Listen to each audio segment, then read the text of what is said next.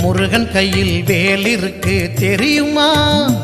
அது முன்வினையை அகற்றிவிடும் புரியுமா?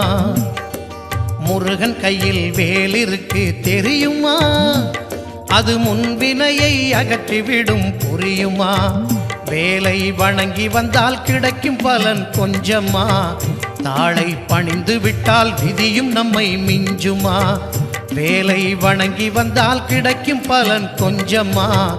தாளை பணிந்து விட்டால் விதியும் நம்மை மிஞ்சுமா? அந்த முருகன் கையில் வேல் இருக்கு தெரியுமா? அது முன்வினையை அகற்றிவிடும் புரியுமா?